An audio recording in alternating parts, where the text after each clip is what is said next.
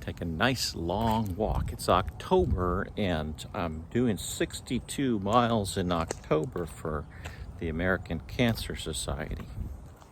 Had a friend recently pass. Bonnie Rust was a person that I had known in elementary school, and she got cancer, and all of a sudden I never got to see her again, and I was very disappointed by that. My wife's mom had died from a sudden bout of cancer, and her father died from cancer also, had a brain cancer, so they both disappeared on us and on her. And so I think we've all been affected by cancer to some extent. So my walks are going to be a little longer these days in the month of October to raise some money for the Cancer Society. And you're welcome to join me, and please do contribute to the fundraising campaign that's attached. If you would dedicate some amount per mile, 62 miles, maybe $1, it'd be a $62 donation, goes to the American Cancer Society. And so that's just something that we're going to do in my Psalm Walk community. We're going to be praying the Psalms as we walk. So I want to talk to you about two very different things that are happening with Psalm Walk and how I'm leading this. So firstly, I am setting all 150 Psalms to music, but not just any music. If you've been paying attention, you know that it's the first 72 of them are going to be set in the corresponding 72 modes of the classical South Indian musical system of Melakarta. Now, since in the West we're not used to that music, we probably have a tendency to say it all sounds the same. There was a lot of thought that went into why I should do this, but when I was praying about the benefits of it all and whether that was the best approach to take, I concluded the answer was yes. And I had reservations because, for one thing, you can't make anything popular in the West unless it's already familiar to people in the West. And so if I was going to do this, I realized that this was not going to be designed to be popular music. Second thing was something very practical, is that if every song's going to have to be a cappella since it's designed for walking, then it's going to be limited to the ways that we have of singing. And any one person's singing style, if you get them to sing alone, you're going to say, well, everything that you sing sounds the same. No matter who it is. Person looking on is going to say, well, I might listen to that for a little while. But if you ask me to go through 150 Psalms, the book of Psalms is the largest book in the entire Bible. It also has the longest chapter, Psalm 119, of any chapter in the Bible. But it also contains the shortest chapter. And it's kind of like this collection that doesn't have a narrative. And so people don't normally get through the whole book of Psalms when they read it. And listening to the songs in order, if it was all set to song, which it actually is designed for, a lot of the Psalms were designed in song, written in song. They're the lyrics of the songs that were being sung at the time. The problem is that in a lot of cases we don't know who wrote them, what context and such. So the Psalm Walk group will be looking into the history of the Psalms and their meaning and exploring how they tie together. But the Psalm Walk endeavor is not the same thing as what I call the Ragadana Project, which is the original 72 Psalms that will be set first, because we're starting with Psalm 1 and we're going to progress slowly, maybe 1 month at a time, until they're all done. So I'm interested in marketing and influence and social acceptance of things and how they become viral. And so I had my cousin. He feels I'm a good person to talk to and calls me up frequently. And he was telling me, he said, I can set one of these songs to music myself. He was a DJ musician, and he starts singing Psalm 1. He says, here, you could have done it this way. And, and that's true. That's true. But I tried to tell him that, it's not really hard to set anything to music. You can do that. But there's reasons that I had thought through before starting all of this. And partly it's each psalm has to be designed for walking, not instrumentation. And once you've done that, then you're not going to have anything like what you'd see in a chorus, in chorus music in a church, because it's not designed for the big assembly to be doing. That's not its purpose. I'm not going to try to write something that sells. It's just the Lord's Word, and I have this thing about not profiting off the Lord's Word. I've always believed in that ever since I read the little work called the Didache. And I read from the book of Acts. The Didache was probably written about 100 AD. It was written to the apostles, from the apostles, or it was the wisdom of the apostles. That was Didache, just means to teach. It was a teaching of the apostles, and it has a bit of wisdom there, part of which is talking about how to deal with preachers and prophets and apostles that come into your town. You should never let them stay more than a day and send them off. They shouldn't be leeches on other people, and they shouldn't be accepting money for what they do, because that was a big no-no. And then you know what happened to Ananias and Sapphira when they withheld some of their money from the apostles. So I've always felt very convicted never to take money for anything I did in the work of the Lord. And so if there's some financial dimension to anything I wind up doing, it's all going to get redirected to something. It won't come to me. But the Lord will still bless me and supply my needs and my family's needs. My wife worries a lot about that. She says, you give everything away. And she don't have anything. What about our children? What about me? And I understand the fear. She fears that I'm too generous. I get that, but I assure her it's going to be okay. I assure her we'll get through that. Don't worry about that. I've got us taken care of. I haven't abandoned our family just because I want to give away everything. But another story. So talk about the Ragadana Project and why the notes of, and there's this similarity of sounding between some of these psalms. Now that we've gone through the first 6. How blessed is the man who does not walk in the counsel of the wicked. That's set to the first Indian mode. And the first 6 Indian modes all have the same notes in the bottom spectrum of the scale, the mode that they have. So there's 8 notes in a scale or 7 notes in a scale. Do, re, mi, fa, sol, la, ti. And so they're all going to go do, re, mi, fa, sol on the bottom. All 6 psalms start with include those notes.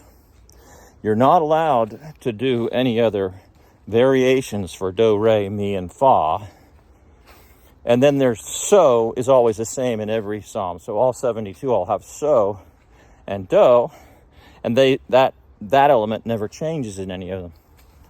But la and ti at the top of the scale or the mode change in the first 6 of their modes, and those are what the variations. So the bottom's staying the same, but the top is shifting and giving you a sampling of all 6 variations. Basically, is the total number of variations they have at the top.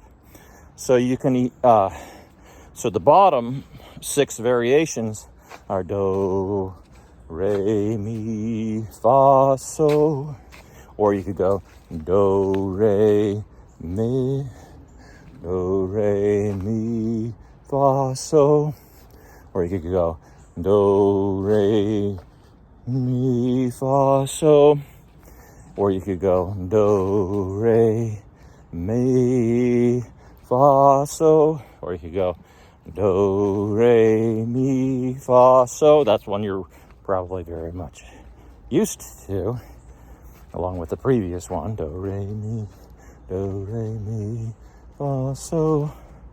And then the last one is do, re, mi, fa, so.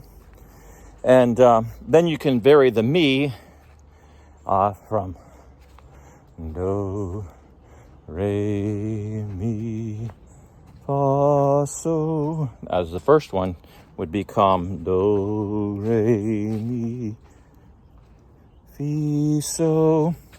So fa can either be a little higher or not, okay? That's the second, that's modes 37 to 72. We'll have a raised fa. All right, and so there's this pattern, and since we started out with all the bottom notes being the same in the first 6 psalms, they sound sort of similar, but there is variation in all of them. Every single one of them is sung in a different mode.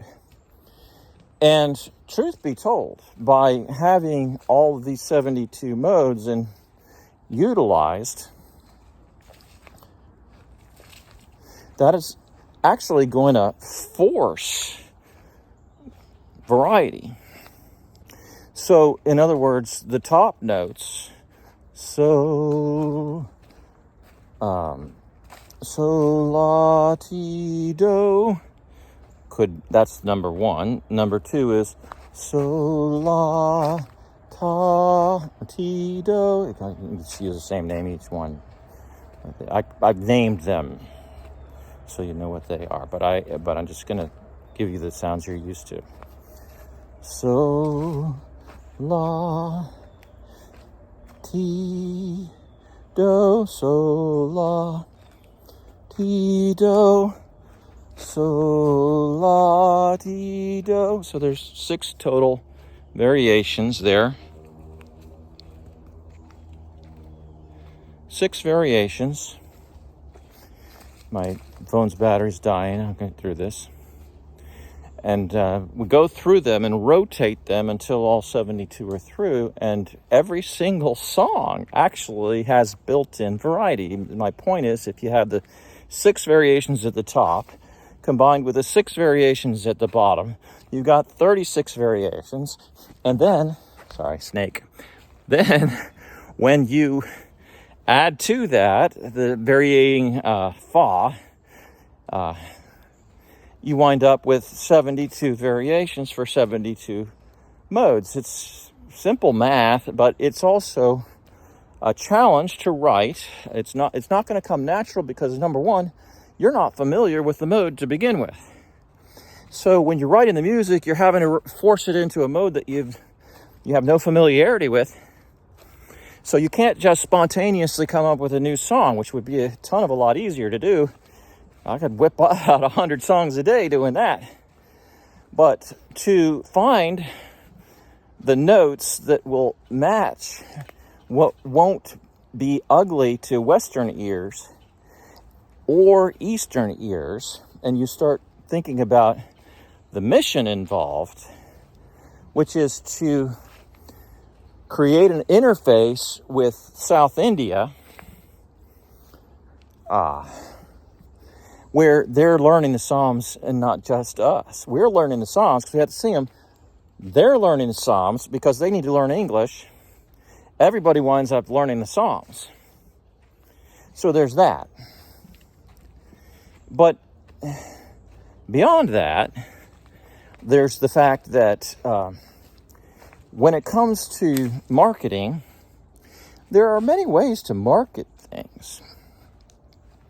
And the standard way you're accustomed to is to, have some really great new song, put it in the hands of some great singer who already has a ton of traffic, or take it to their business manager who now knows how to create a bunch of traffic. Catchy tune, set it to music, and there you go. Voila, you have a new song that makes a pop hit. That's not what this marketing methodology is going to be. Different marketing method involved. So I want you to consider this. Firstly, you have to ask, what is the market comprised of? Who's out there? Who are your people? What are the profiles involved? Because this is Marketing 101. It's all based on personalities and profiles. So on the one hand, you've got the personality, the type, the profile of a person that's missionary-minded in the church, a pastor. We're going to call this person Pastor Paul. Okay, we're going to create a persona called Pastor Paul. Pastor Paul's desire is for his congregation to be renewed and to invite people to come to the Lord and grow his congregation. That's his main interest. We could start describing Pastor Paul in many different ways, and that's what a marketer does when they're thinking of a persona. They develop this personality and they create this fictitious pretend person who's the person that they're going to target with their advertising.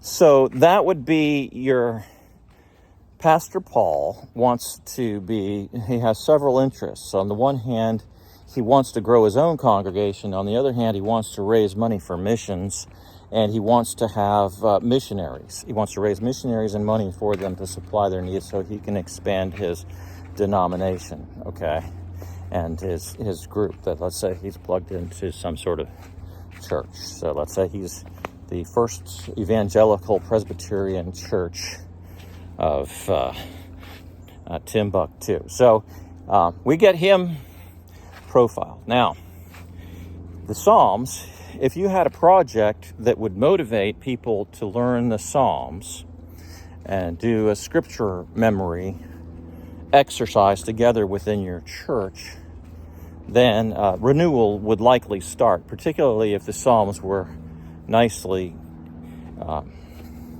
commented upon. And so the gospel was preached through them, and people started to see things in the Psalms that they had never seen before, and realize that the entire gospel is contained in the Psalms. Well, that's a revelation, and I happen to know that it's true. And so that's something that's of great interest to Pastor Paul from Timbuktu. So the First Evangelical Presbyterian, the frozen chosen man, I had to go there, I'm sorry. So so they're missionary minded. They want to build missions in South India. And so how are they going to reach people in South India? Well, if I gave them a tool that said, in South India, they have this musical system, and we're going to set the Psalms to that musical system. Well, now Pastor Paul, among the frozen chosen, says, hey, let's unfreeze all this, because that actually is a pretty good idea. We can reach South India in our missionary work if we do that. And since they had to, now, I have a friend, let's say his name is Maharishi Yoga Maharishi.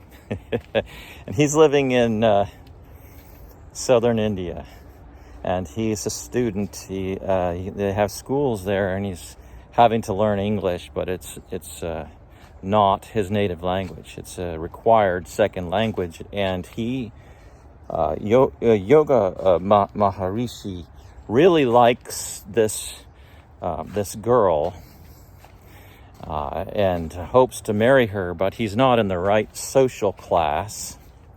So Yoga Maharishi decides that he needs to be educated, and he needs good tools to learn English, one of which is the fact that the Psalms have been written in English. And so in order for him to find his impress the parents of this girl to whom he needs to offer, they have dowries there and arranged marriages. So in order to impress the family, he learns English, but he has to learn it quickly, and so he's going to use this tool.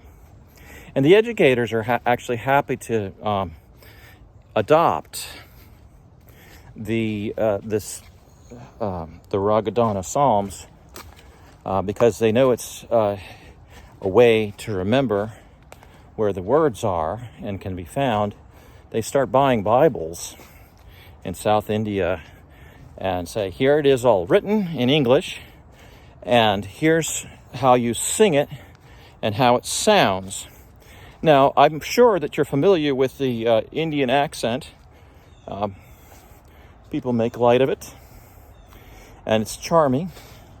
But they would probably like to speak English without the accent that they come with.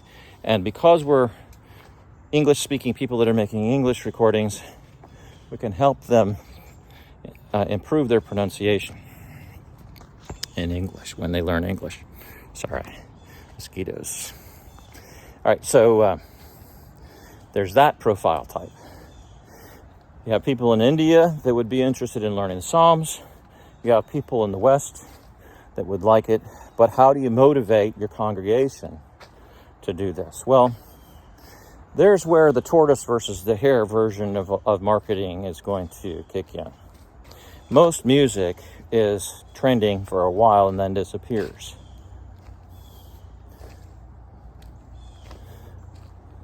The Ragadana Project, on the other hand, is the tortoise. It's a slow walk to create something that lasts. In fact, it's designed to last forever. It's not designed to be trending for a little while. It's designed as a classic work and to last many centuries. And so you have to think very differently about marketing it. It's not designed for your choruses in the church. It's designed for people who want to memorize Scripture to come together, leaders in the church that say, hey, I would be able to memorize it an awful lot easier if it was set to music.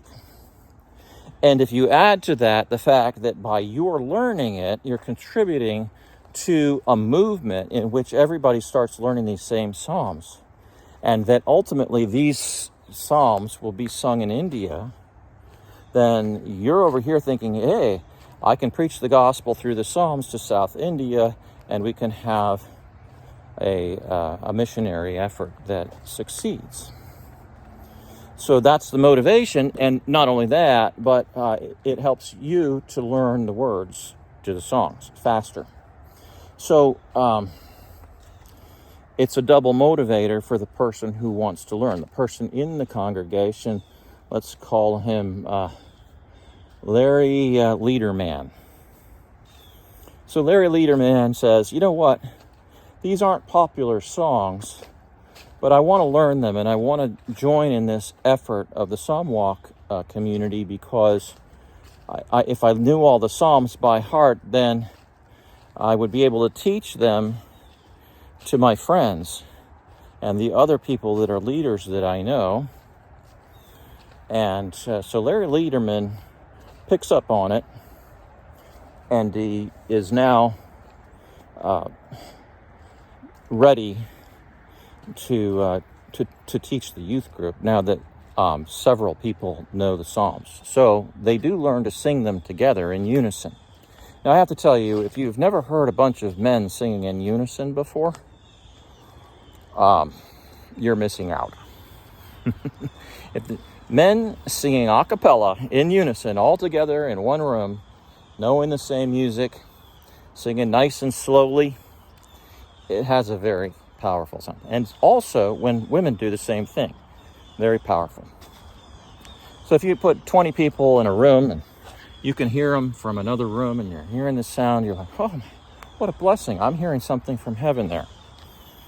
So you're not thinking all these songs sound alike. What you're thinking is, what is that? I want a part of that. I want to be there. All right, so that's the marketing strategy that's planned here. And the vision I see, let's say I had 10 people that are youth that have now absorbed this, and they want to take this to their school. So they have 10 friends that have all learned a psalm or a number of psalms, and they want to sing them. They go, instead of praying around the flagpole like what they've been doing and sort of creating some sort of political statement, what they're doing is that, well, you're missing out because you don't know the words to this song, and we all do. So think about how the dynamics work in school with peer pressure. Peer social engineering is involved in this marketing strategy. And so we're looking at teaching students, young people, to sing these songs, teaching them the songs. Very simple. And the nice thing about the first 6 psalms is they're all very short. The longest one of them only has 12 verses. So it was a great way to introduce this project by starting with the first 6 psalms. The drawback in them is that the bottom notes are all identical in each one of these songs. They all have do, re, mi, fa, so. Okay? But the top notes, so, la, ti, do, that we're used to has the variations so, la, ti, do, and it has so, la, ti, do, and it has so, la, ti, do, and it has so, la, ti, do, and it has so, la, ti, do, and it has so, la, ti, do. 6 variations. Now, the bottom notes have variations that are very similar to that. There's 12 total variations. So now you have 72 total modes by combining every possible variation. That's how the system works. That's the least technical way I know how to explain it. And it doesn't hurt when people over here in the West know something about Indian culture. That's a nice thing to share, to learn about each other. We're living in an age of communication. And I don't want to be saddened by the fact that this age of communication is creating different tribes and groups that basically dehumanize the other as if they didn't matter, because that's them. I want us to all be us. I think it's possible to do that. I know the body of Christ is one, and so this is a different marketing strategy. But I wanted you to know what it was, and I wanted you to have a vision. If there were 10 kids that had all learned these first 6 psalms and sang them on their school campuses, don't you think that 2, 3, 4, 5, 8 of them would say, I want to learn that? And guess what happens? Now you have 15, 18, 20 that all know these songs. All of them know the same song. And when you know a whole song by heart, and there's 20 of you, and you have a song that's not going to stop trending, trust me, once you learn any scripture by memory, a whole psalm, you never want to forget what you've learned. You spend a lot of time learning the lyrics. You don't want to forget it. And you have the benefit not of having to find the next thing that's going to flash in the pan, but to learn it, and learn it with a group that you can easily find for the rest of your life that also knows those same songs by heart. That's the vision I see in the marketing methodology. It's a tortoise versus a hare methodology. But if you don't understand how all this fits together, you'll never understand and get the wisdom of why it is and how it is that the Lord was speaking to me about what to do in it. All right, so that's the Ragadana Project on the one side, but also the other side is that it's not owned by any particular church. I gave it away. I gave it to the Pomology Society. It's a project of the Pomology Society. So that's what you see on the written music. I have written it out, but I've also been working on memorizing it and performing it, something that's meant to be memorized. The music just happens to be, here's what you're going to learn. That's it for anybody who happens to read music. That, if I've posted that, don't be confused. You don't have to know how to read music to memorize the music and learn it. Faith comes by hearing. Doesn't say faith comes by reading. Okay. So that's it. God bless you. Hope you understand now. Have a great day.